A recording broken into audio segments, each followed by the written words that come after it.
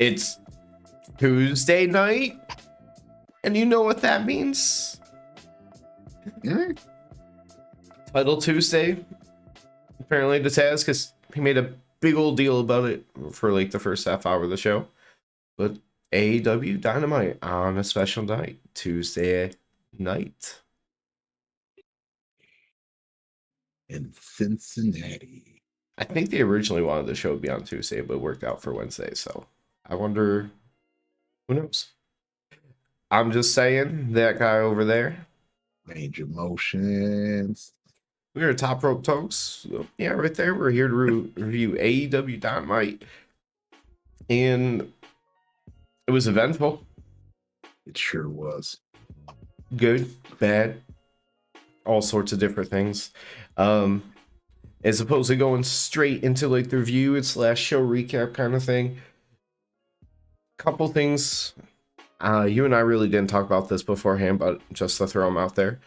Don't know if you saw that recently. Jon Moxley signed an extension with AEW, stay long term. He said he doesn't want to go anywhere. And yes, I did. Yep, so he's going to be around, but Jericho signed another extension today, or it came out today, and he's going to get more involved in like the stories, the production, kind of just the backstage aspect. Okay. Okay. I think Mox was a 5-year, and I think Jericho signed for 3 more years. Okay. That's 2 out of the 3 people who stepped up after the big fight after All Out. Yeah, and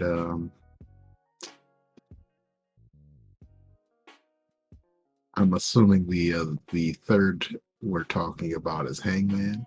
No, the third that was reportedly like doing locker room leadership stuff was Danielson. Oh, okay. That makes sense. He seems like he would be that guy. Plus, I mean, you're talking 3 guys who have been to the, biggest company, had big time matches. Like they've done this on the most professional of capacity, and recently. Plus, yeah, Danielson has a respect of practically everybody kind of situation. Yeah, that makes sense. But I don't know Bryan Danielson, but I'd probably respect him if I met him. I mean, he was one of the early guys that kind of forged the path through the indies that kind of led to where AEW is now. Being smaller, like a lot of the AEW roster, that kind of stuff. So, like, a lot of people would have been, like, trying to take his career path aspect. But you mentioned a name, and I feel like we should maybe jump right to that name, even though it was the main event of tonight. Yeah. But that Hangman and Mox match ended very early tonight. Hangman went down to a nasty looking King Kong lariat, and like just the way he took it, like he flipped, he like kind of over rotated a little bit, landed on his neck, and he did not move. Yeah, like they turned him back to they got the dock in the ring, they turned him to the back, and the entire time he was on his back, his arm was still draped over like his neck and everything area. Like he did not move, that we saw, did not move any limbs on his own. Yeah, we didn't see him move by himself at all. So really scary moment there with Hangman, and we hope that he's okay, and we really hope that it was just a really good work. That being said, the reason why you could believe that initially was because they did foreshadow a little bit that MJF left his suite. So you knew MJF was coming down at the end of the show no matter what, or at least you could speculate, but they wouldn't do all that without him at least showing up. But this all happened about 10-11 minutes left in the show, and everything that took place after that spot did not seem like it was planned. It was very poorly produced. It was awkward. Some people are pointing out the fact that Taz took off his sunglasses, so it like Taz got super serious on commentary. They would not show Hangman again. If it was a work, you might show him getting stretchered off, but they did not show it. Yeah, they did not show him again. Like they showed that replay and then they just were like, oh shit, let's not show him on camera again. Yeah, they did a card rundown for Rampage and next week's Dynamite, and during that time you could hear the fans chanting cowboy shit in the background. They said they were going to go back to Mox, who had a mic in the ring, and they did cut to him, but he didn't start talking yet, and they actually went back to commentary again before going back to Mox because they were not showing anything that happened. Yeah. So it was real awkward there. It kind of feels like they're flipping it up a little bit, because what I was thinking was happening here was that Mox was gonna this match was looking like it was about to be a really good, just battered, bruised up, beaten to shit kind of match where he could just come down and just cash in the chip real quick right after Mox wins this. And I was thinking that's what was going to happen here tonight. It took too long. And then, yeah, Mox would be, and then they would rematch at Full Gear, and then MJF would beat him straight up there. Like, if MJF's music had came, before the Mox promo, or, I mean, I understand kind of giving a little bit of time after Hangman went down to try to clear the ring or whatever. But if it was even if it was like just really well acted out, like you would give it time to kind of clear, like maybe go to the replay and the match card for everything coming up, and then say, hey, we're gonna go back down to the champion, and then have MJF come out and set or right away. But there was filler, there was time killer. Yeah, like something was definitely not supposed to happen there. I mean, so that's why we're saying we just really hope Hangman's gonna be all right. They somebody that went back and they watched it, they said the lariat itself might have actually been to the head as well, but obviously it was the landing where he landed directly on like the side of his head and would have like crunched his neck and everything with it. He had some velocity on that spin going, so it's not like he just like fell on it. Like he whipped into the ring pretty much. Yeah, that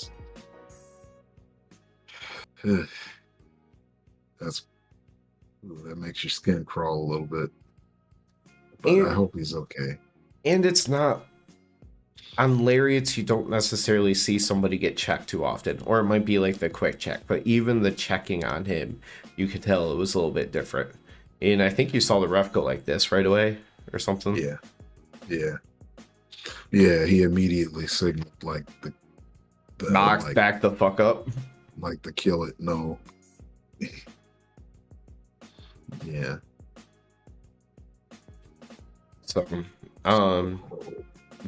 it's not necessarily the best way to start talking about AEW Dynamite, but it's gonna be the most important thing for the show and moving forward. Okay, yes, I get there's stories and other stuff going on, but this is a big thing.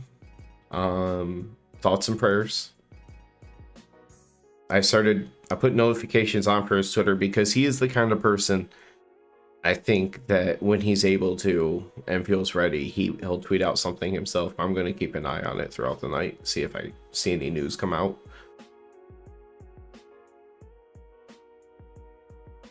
Those head injuries, there's usually, head and neck injuries, you usually get those things later on down the road. Like, just tell us that he's moving, that he's conscious. Usually those kind of updates, I'm like, give us something. some kind of positive news because it was ugly.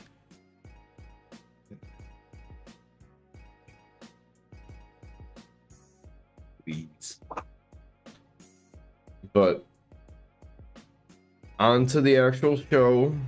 We can kind of circle back because We'll say that we talked about the main event already. Well, there's things I liked about the main event that we'll have to get to about the match, but let's get that part out of the way early, because that way we don't have to focus on leave the important thing and the unfortunate thing not for the very end. But to start off the night, we had the trios titles match. Pac was in danger of quickly becoming not the only double champion in AEW, because if Orange Cassidy and Best Friends won tonight, he'd be the new double champ. Yeah, they made it look like they were about to win a couple times in there with that dumb pyramid move. What are you, a bunch of cheerleaders? Man, it's like the Best Friends. I get it; they're a comedy act, but that move, man. If you want to do a bridge, do the bridge and then kind of like throw them up in the air while Orange Cassidy jumps off the turnbuckle. Can I make that the opposite of the hit of the night? I don't. What's the opposite of the hit of the night? In our context, I don't know. Yeah. Something to think about. I'm just gonna be sober for right now. Yep. Sober as fuck. I'm gonna have some water. That's what I'll do. I'll have some water instead. Hey, something to think about. So when we have a negative thing for in the future, I can work on getting one of those, but just gotta think of a name. There we go. But another situation in which they made it seem like maybe Death Triangle was gonna lose is because you started to see a little bit of splintering within the team, because Pac went to use the hammer again and Phoenix stopped him. Yeah. Because he ain't need to, man. I mean, maybe he did. It's, Phoenix who ended up getting the win on Orange Cassidy. Say Ray was gonna put the team on his back, man. You didn't need the hammer. He hit him with his driver for the win. At one point, thinking about nasty spots, at one point, Penta took back-to-back pile drivers. Yeah. I don't want to get dropped on my head twice in a row. No, thank you. You know what? Hold on. Okay. Yeah, get that for me. Because I'm just gonna say that this match is my hit of the night, because those those two pile drivers, Ray Phoenix's whatever thing driver at the end. Dope. I know in the old WWE games, it used to be called the Rikishi driver. He would throw him on the shoulders, put his arms out like this way, and then drop. That's who used to do it. I couldn't remember who did it before. Yeah, I'd throw it in the moveset usually. It would usually make the moveset. After, just to hype up the main event, there was a little video package for the main event, which the majority of it was just Mox being back home kind of situation. Then you had some Hangman quotes at the end. Yeah, just to kind of represent both sides. Yeah. Both men represented and stuff. I mean, it was just, one of those basic little video package. Nothing too crazy, nothing that we haven't heard really so much. Yeah. Now, next, Tony Schiavone with Dr. Britt Baker, DMD. I write and crew, and I feel bad and disrespectful of Jamie because I love Jamie, but if I go to write Britt, Jamie, and Rebel and like spread Yeah. out. It's just too much. It's so much easier to say like Yeah. Brit and No, people. I just put DMD crew. Yeah, I half the time I don't even write Brit. It's just D&D. I'm like 3 letters versus Yeah. 5. I only write DMD. Dungeon Master David.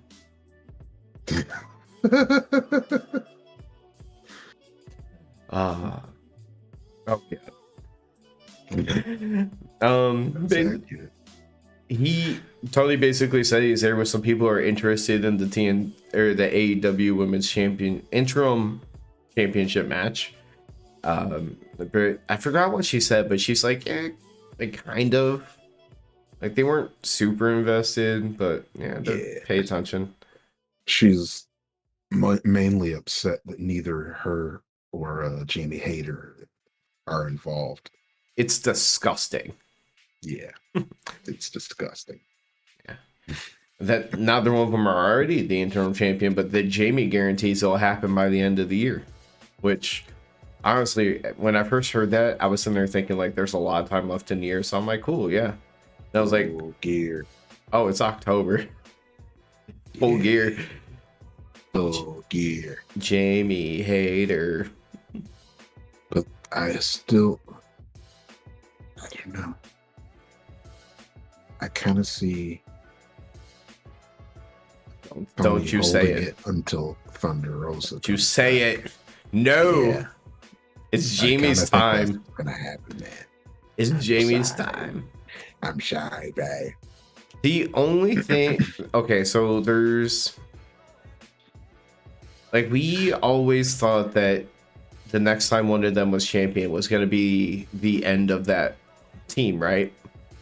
Mm-hmm. Like, they're eventually going to break off. Well, assuming it's going to be Jamie. Because it looks like Britt is heading more towards Soraya.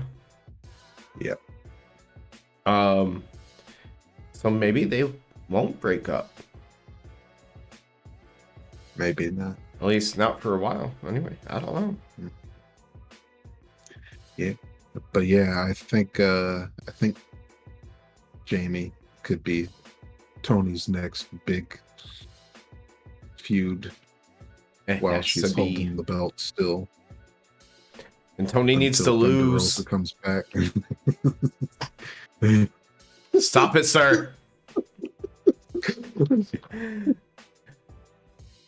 How about this? If Jamie loses to Tony Storm at Full Gear, I hope Willow never wins another match on TV. Hey, you could suck my ass, man. Through a straw. A little straw. Coffee. You don't talk like that about Willow. Tony needs to lose the title, and it needs to go to Jamie, like, right away. Like, it should have already happened, because nobody is rooting for the AEW's women's champion. Yeah, I mean... A little bit tonight. They were surprisingly 50-50, where usually I would think that they would be more Sheeta. But that's cool.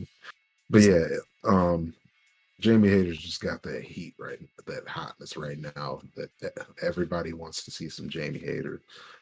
They would be very smart to put the belt on her like immediately. And see, I get it, because Serena, when it was Serena, like hers was just like a blip on the radar, right? Yeah. Jamie's been getting consistent TV time and reaction. Mm-hmm. Yeah, they love her.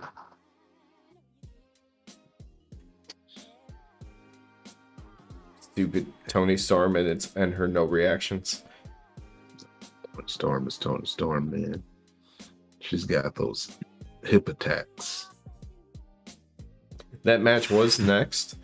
You know, they do like to. I do like, you know, sometimes that they, connect things, so you get to go right from these people to the associated match, like how it was. I took no notes on this match besides the very end. Yeah.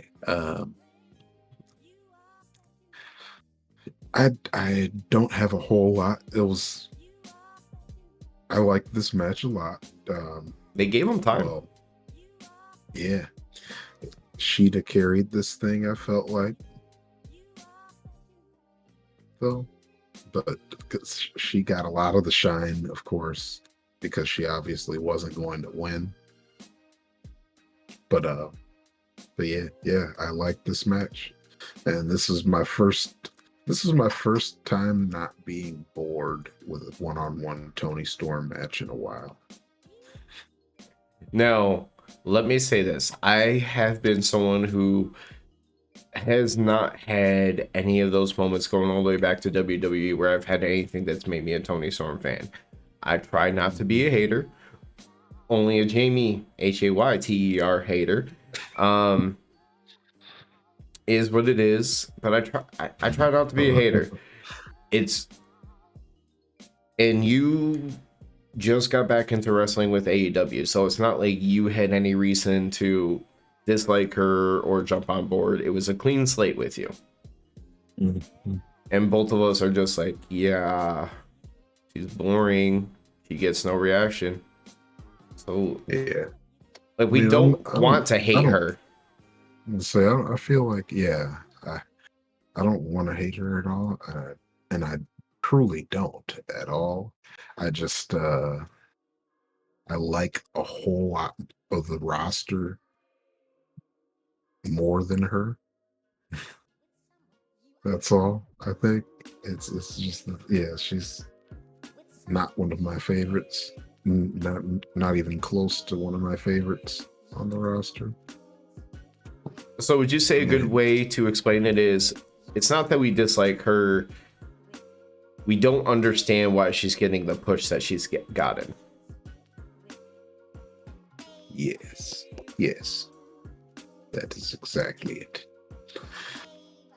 I mean, and then that at that point, I also understand that as well. She's easy to market because Americans love blonde white girls that don't speak our accent. But and it's just like, yeah, so if she speaks, they're gonna be like, jizz in my pants. That would make a whole lot more sense if they let her talk in the first like 2 or 3 months that she was there. That is very true. But not let her talk at all. But that's what I mean. Like there wasn't anything to create any kind of connection, and then she's got not even great reactions, so it's tough. But she also got the win over Cheetah. If you didn't figure out the way that we're talking with Storm Zero, not the pendulum DDT, so she's back to using her lazy pile driver. Yeah, it was chill. It was a chill little sit down pile driver, like, son. As soon as she wins, Rebel and Jamie attack from out of the crowd while they're attacking her. Like at first, it was weird. They did a far out angle on it, so you didn't even see necessarily what's going to happen. But then some music hits. It's Dr. Britt Baker's. So even though they're already attacking in the ring, she's coming out from the entrance ramp. What'd she do, Range? What'd she do? I didn't see exactly what she did when she came out. I just want to let you support the Pittsburgh stuff. That's all I was trying to set you up for. Oh. Because they're in Cincinnati. Oh, yeah, she did. Yeah, she had on a Najee Harris jersey in Cincinnati. That is what's up. That's what's up, Britt. I didn't even think about that earlier. God damn. Oh, they were talking about it. See, I was into the action, man. I was in deep into the action. It's funny because it's her, so of course people reacted when her music hit, but she did get booed a shit ton when she came out in that Pittsburgh jersey. That's right. You stay true to your stuff, Britt. I got your back. When you come to Detroit. She was making her sweet time, like just try to irritate the crowd in her Pittsburgh gear, taking her sweet time getting down to the ring to join the beat down. But as soon as she gets right to the ringside area, different set of music hits, and Saraya comes out and then just runs all the way down to the ring, takes her out. They end up rolling out into the crowd, but that still left a 2-on-1 with Rebel and Jamie with Tony Storm. Yeah, they was getting Tony Storm ass. I mean, she kind of got up for a second, but then eventually, just the fact that it was 2-on-1. She had to get saved by a 12-year-old child. And then she may not be 12, but she is about the size of a 12-year-old. Because Riho is back. Riho came out and beat the shit out of them. Yeah. She ended up launching herself. Splash off the top rope onto Jamie Hayter outside. Yeah. Then they just kind of celebrated together, and her and Tony walked back up the ramp, like, just buddy, arm over each other's shoulders, kind of deal. It's funny because Tony Storm is not tall at all, but she makes she looks tall next to Riho. So you want to know who Riho beat, like, to start off as champion? Nyla Rose. Yeah. So take that size differential. Like the first, because when you said that, my first thought was, okay, he's saying that because it has to be someone massive, but it's someone that's been there the whole time. Yep, Nyla Rose. Yeah. So that size differential, just turn it up. Funny. Next there was a wardrobe video where that's right. It was Riho kind of a mess. Riho versus Willow on Friday. Or not Riho, Jamie. Willow. Riho, Jamie. Yeah. Now Willow will be fighting Penelope though. Yeah, Willow, Penelope.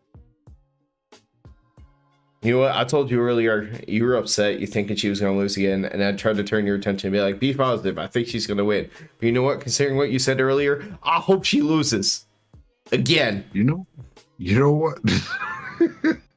Jamie Hayter's going to lose. And that's fine. She can lose to Rio because she's going to beat Tony Storm at Full Gear.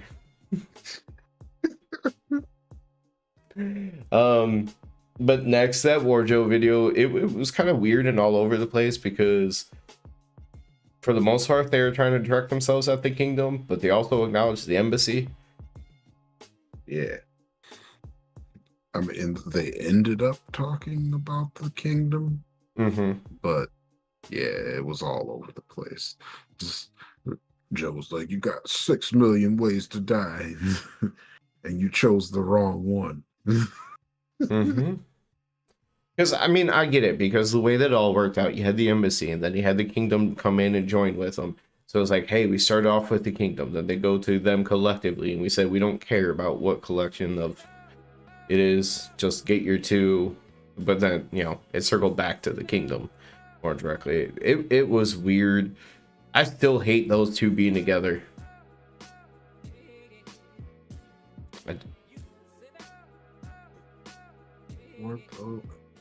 Joe's gonna put Wardlow over, okay?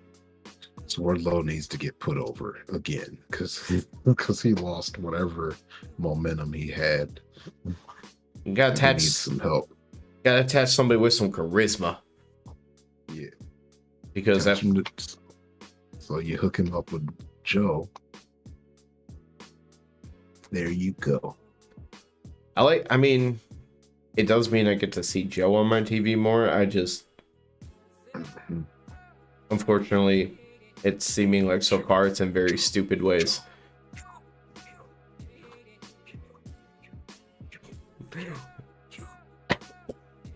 But we go from Joe to, or sorry, not Joe, but Wardlow to some of his good friends, because we had Renee Paquette with FTR, and this one throws me off because I still want to call her by your WWE name, so I always have to stop myself at first. But yeah. She basically just adds, when are they adding to their title collection?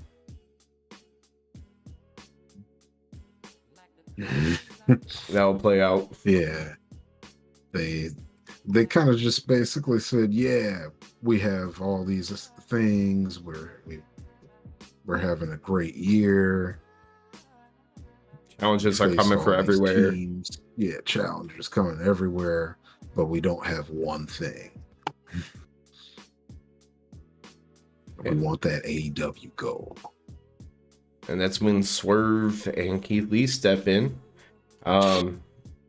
Swerve basically points out that they've taken all this time off while being the number one contender, caring about all these other companies. So them as former champions, it should be them. And basically they set up a tag team match for, was it Rampage or it was Dynamite next week? Dynamite next week. Number one contenders tag team match. Definitely Dynamite. I don't know. I'm thinking that's probably going to be our main event next week. We didn't hear anything about Jericho's next opponent, so you don't have anything for the Ring of Honor. We don't know. Do we have nothing specifically set up for the TNT title, like as a title match?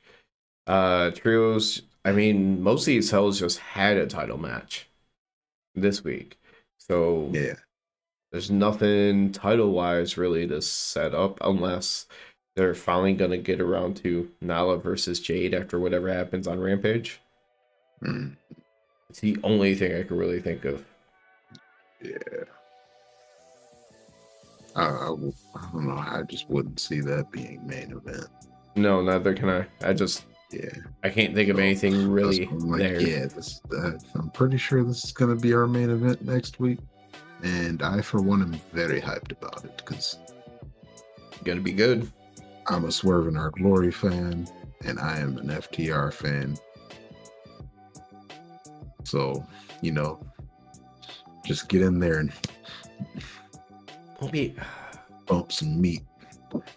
It's gonna be interesting because fan on both sides. I don't know how I'm gonna feel during the match because like naturally at some point it's gonna you're gonna find yourself leaning one way or the other, and I have no idea which way it's gonna go.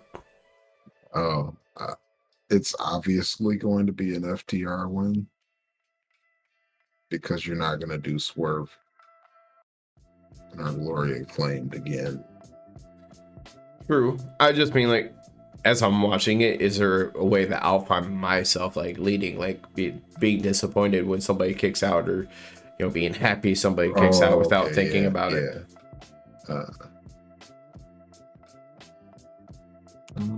It'll be a match that I'll be all the way into. Kind of like All Out, because we did not expect the Acclaim to win at All Out. We expected them to look good, but the way that the match happened, I found myself like more and more invested. As much as we like Swerve in Our Glory, I didn't expect to find myself like that deep into it. But I also didn't expect the match to be what that match was. So,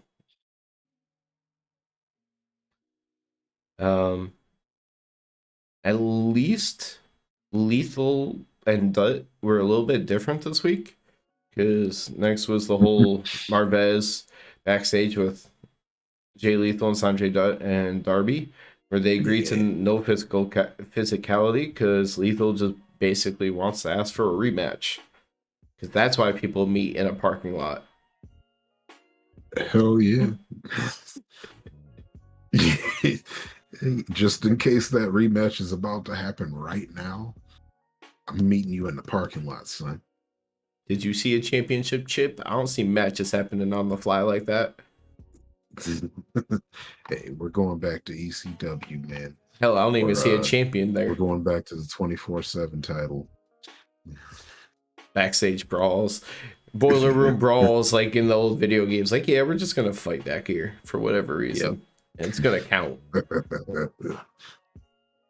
Oh man, I used to love fighting in the kitchen. I miss those big backstage areas where you could travel a bunch of places. Yeah. And they all had different like interactive settings. Those were the shiznit. I miss old wrestling games. The new one that's coming out soon is supposed to be more like some of the old ones. We'll see what AEW Fight Forever looks like when it first hits. I'm not getting it as soon as it comes out, as much as I would be hyped for it. I am. I'm just gonna cross my fingers and wait to see what people say about it. I'll watch all the live streams. And I'll be like, is it worth money or is it hot garbage? Mhm. I'm hoping it's worth money though. Fingers crossed. Anybody out there, if you're watching this, let us know how Fight Forever is. Um, but Darby just takes the whole rematch thing, and he ends up going like, "Cool, I'll give you a rematch," and then you'll say you want another rematch, and I'll beat you again. And eventually, he ends up telling Marvez he should leave, pushes Jay Lethal, and then Darby gets fucked up. Yeah. you don't mess you don't mess with Jay Lethal and Sanjay. Mm, you don't mess with them. Lethal is in his name. Why would Yeah. you fight him when there's no You rules? know it was serious business because Sanjay Dutt didn't even show up with a pencil today. He did not have a pencil. You knew he was gonna do some stuff. Yeah. Or maybe it came off during the fight, but at some point he definitely did not have a pencil. He was a lot more serious too. There was less chihuahua-ness to him. Yeah, But that's what I'm saying. Fucked him up. Jay Lethal ends up throwing Darby, like, by throwing, I mean doing the whole head ramming thing into the big steel like garage door that you have in the back of arenas, closing it on him, and then locking him in the figure four and just holding it on it.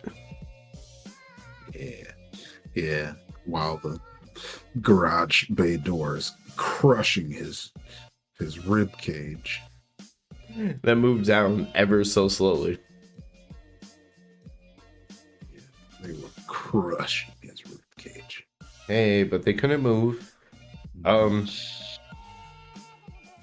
The thing that happened next on the show is what I have the most notes on.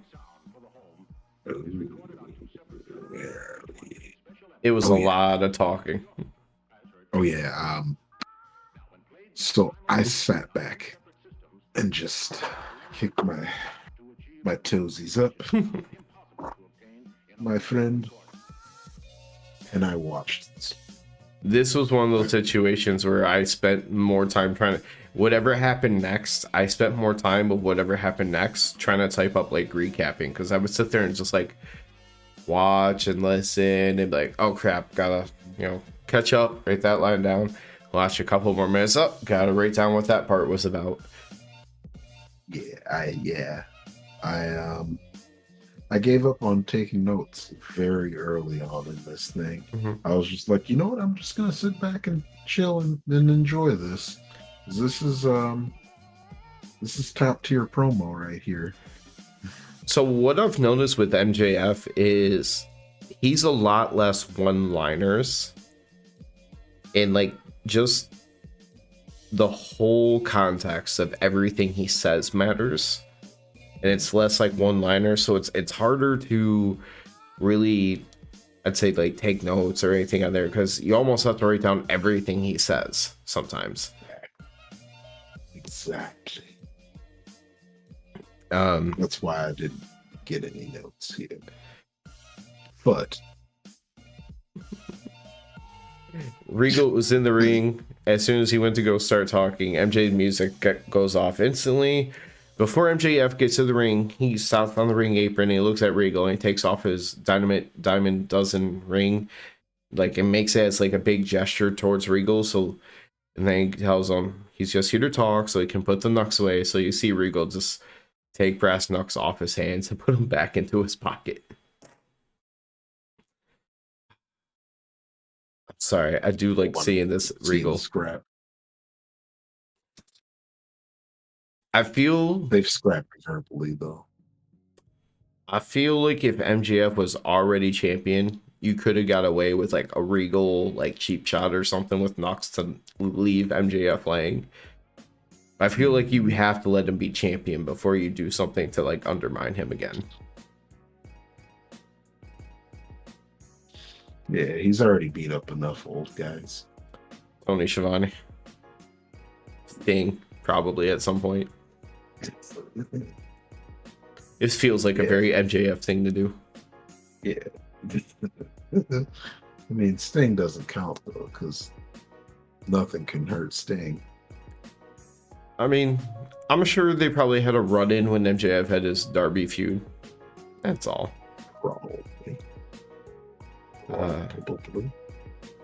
But okay, so I have tons of notes from it, so I'm just gonna kind of recap it because I didn't know where it was gonna go. Obviously, as we were seeing it live, but MJF starts by saying he's gonna tell a story that his trainers back in the day says they have some WWE extra work for him, and when he got there, Regal let everybody know they were going to be doing tryout matches before the show. They were very tough, but after Regal pulled him aside, said he got 3 minutes to sell himself. Regal told me to get him a job today, but once he found out he was 19, Regal basically told him, "No, you're too young," destroying his dreams. But Regal said, keep in touch.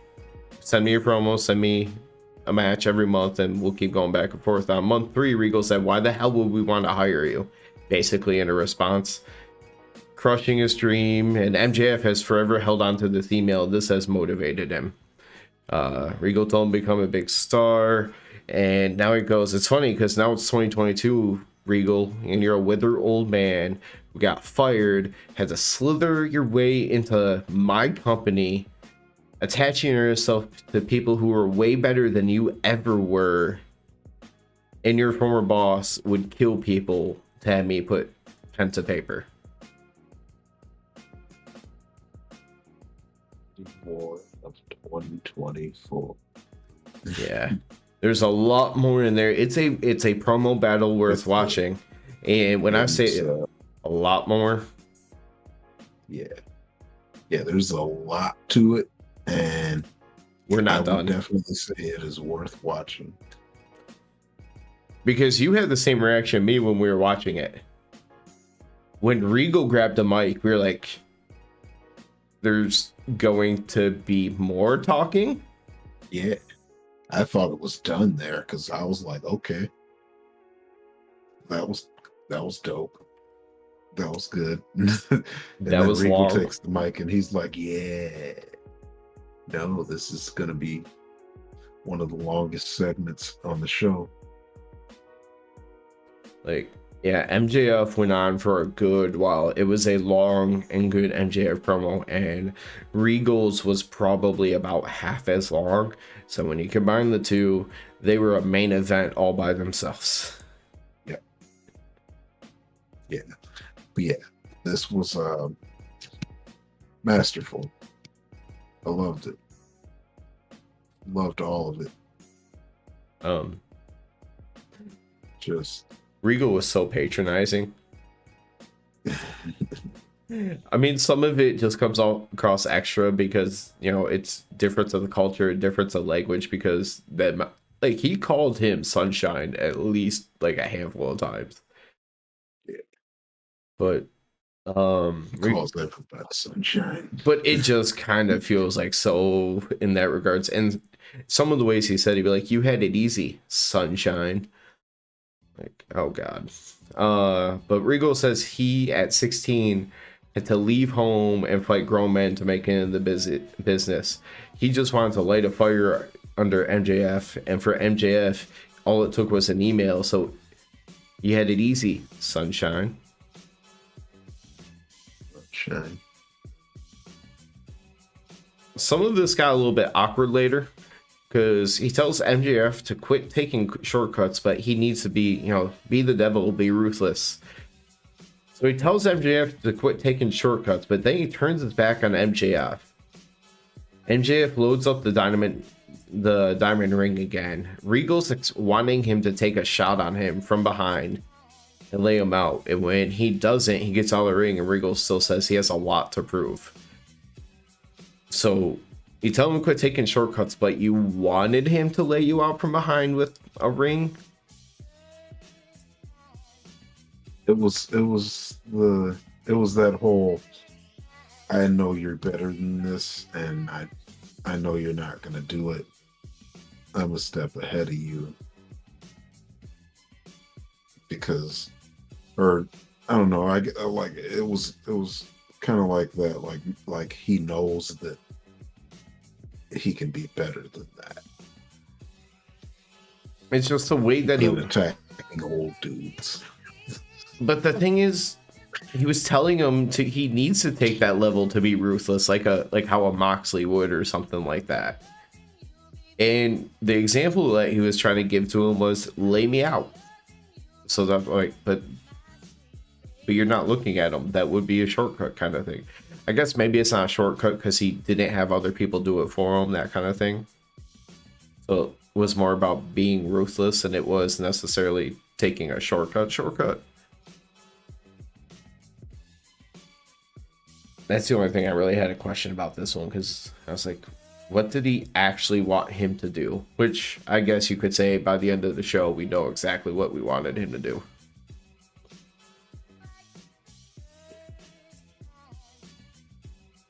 Yeah, he definitely let us know. But yeah, I don't know. I just like that. I liked Regal's angle here because MJF just slaughtered him in the beginning there, because it was just like, hey, I tried out. You said I was good, but then just told me I was too young and I was a future star. Keep on doing this, and then you just shit on me. And as soon as he brought up that email, Regal acted like he knew exactly what he was talking about, and just you saw a complete change in Regal's expression, like, oh yeah. Yep. He's like, yep, I remember doing that.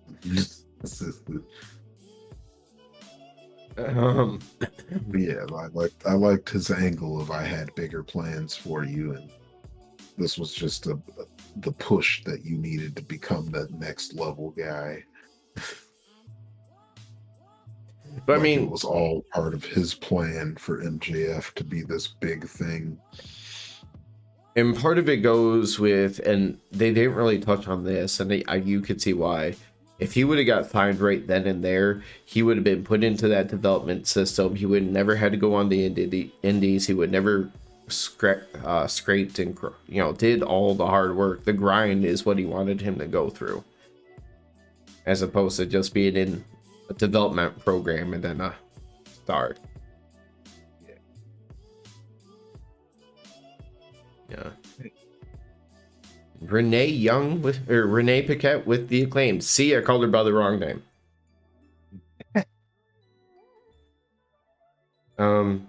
They talk about the Mark's early trademark. Rampage, it's titles versus trademarks.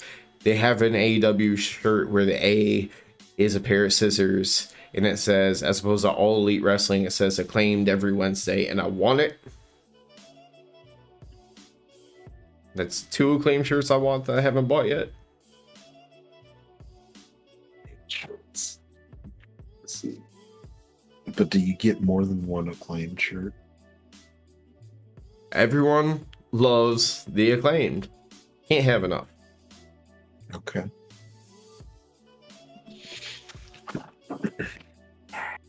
You know what? Nobody ever knows in the family, like in the 1 or 2 gifts that we get each other depending on money. It's just so we can have some semblance of Christmas still. Big Christmas family. I never know what to tell anybody. So I'm just gonna tell them both these shirts. And the Danhausen mask, because he has masks now. Yeah. I basically missed the entirety of the next segment, which is the whole Renee with Bryan Danielson and Wheeler Yuta. So if you would take a moment to say whatever the hell happened, I need to go grab my water. Yeah. So, Bryan Danielson and Wheeler Yuta are sitting with that one lady, and she starts talking about Daniel Garcia with Bryan Danielson. Well, obviously about first she talks about his loss to Chris Jericho, and he talks about how much that meant to him because Ring of Honor shaped who he is, and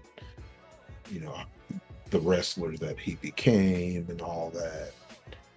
it was a tough loss for him losing to Jericho.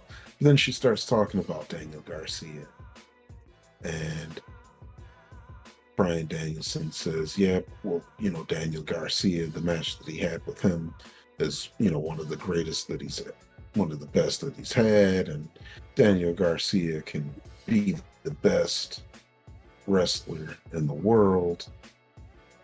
There's no doubt about it. He just needs, the right help, the right mentor." And then Yuta gets pissed because he's like, basically, he's just like, "Yo, I'm sitting right the fuck here, man." That's why he storms off. Yeah, he's like, "Yo, man, I I put in all this work and all this stuff, and you're talking about Daniel Garcia over here." He's like, "Claudio, like the guy's a snake. Claudio knows it. I know it." Yeah. Oh well, Yeah. that snake has the BWBC on his side though. God damn it. Who next was facing Dalton Castle and the boys? The Ocho right now.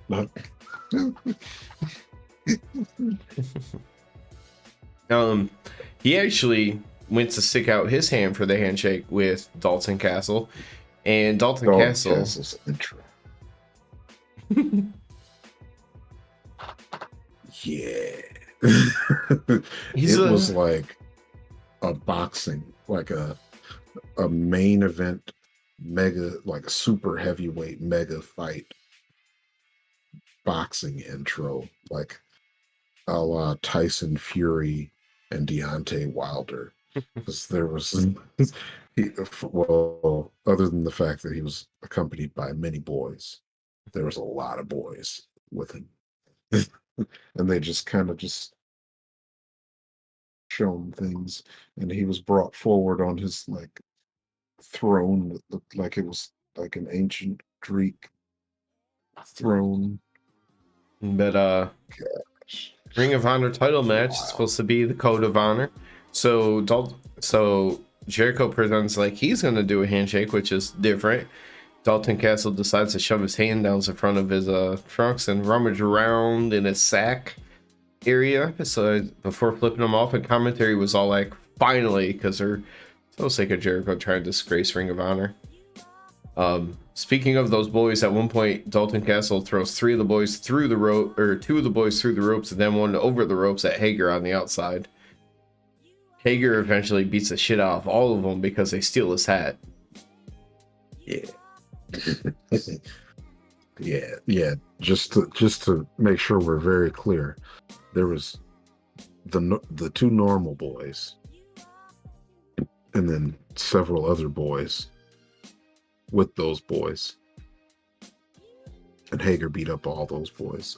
At some point during this match, because there's debating between two different spots, but to draw less attention to the other match later, I'm gonna go with this one. Dalton Castle had one of the loudest and slappiest sounding chops I have ever heard. Yeah, that thing was slapping. Like, yeah, there's gonna be one, and then you got to it. I was like, yeah, that thing was slapping.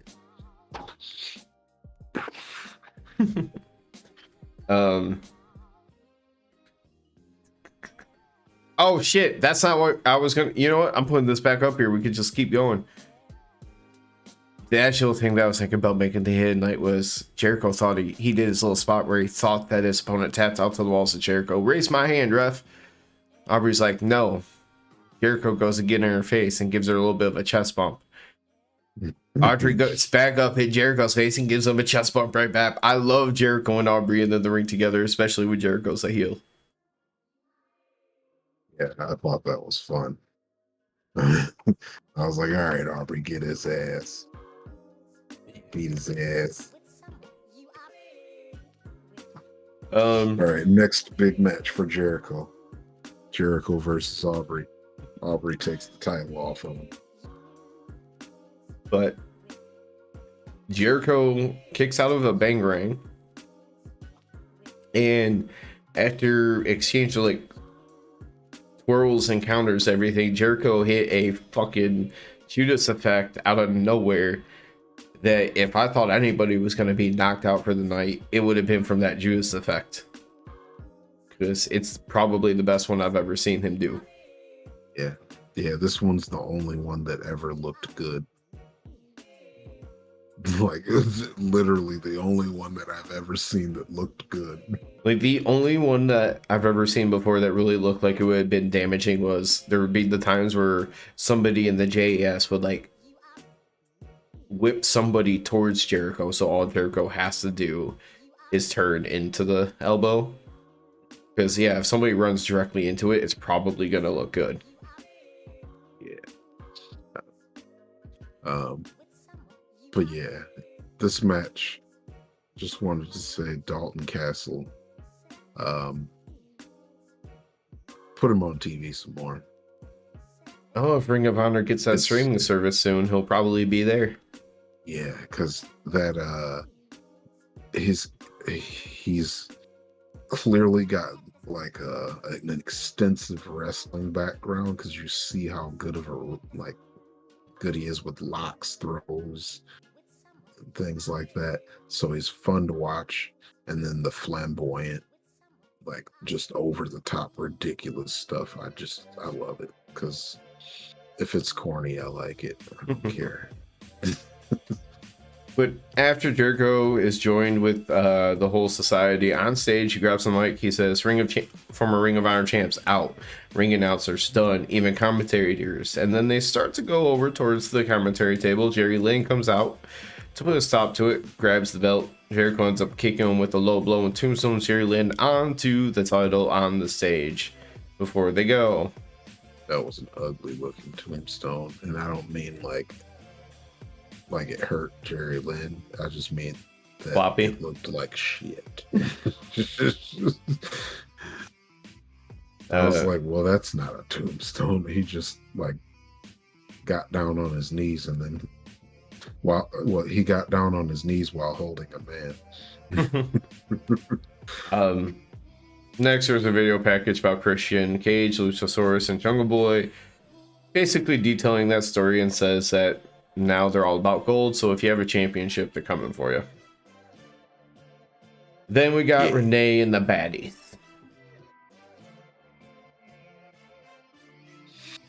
Yeah, man. Jade's gonna hijack Rampage, so Tony Khan better get her motherfucking belt back.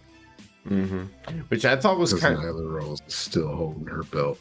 Tony Khan, get that shit back, or she is hijacking the show. It's her show anyway. She said it's her show, so it's she's just taking back what's hers. So I'm going to start off the next bit with a little bit of a laugh, because it goes downhill from there fast. You timed it so that way you could use the bathroom during Mox's long entrance. He doesn't even really, barely even gets to the crowd out of like the tunnel area. And I'm already like yelling into the mic, like thinking maybe you have your headphones on, like who knows, whatever, maybe you can hear me. And I'm like, we were wrong. You were so wrong. Because Hangman went into stream. I couldn't leave. But Hangman went out to the crowd to fight with him before the match even started. At some point, Hangman even climbed on top of the tunnel, did the moonsault to a standing Moxley down below. And then Moxley was bleeding before they even got to ringside again to start the match. Yeah, if you had a bet going on when Mox would bleed during the match, everyone would have lost. The bet would have been voided because it happened before. Yep. At some point, they show MJF had left the suite, and then it was about 15 minutes or slightly more before the end of the show, so you already had an idea that MJF was on his way out to end the show at some point.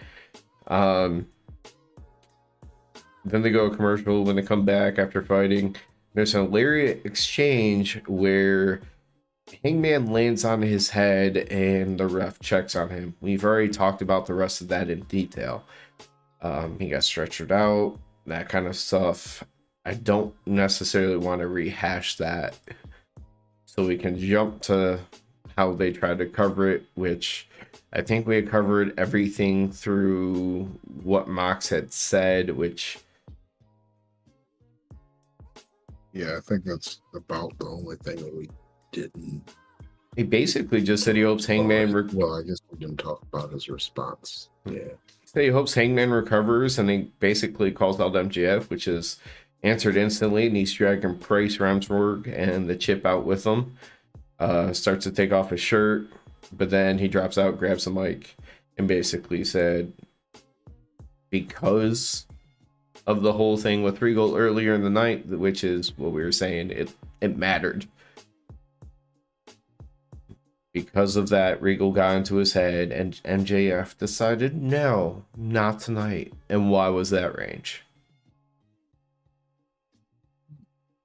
Wants Mox at full gear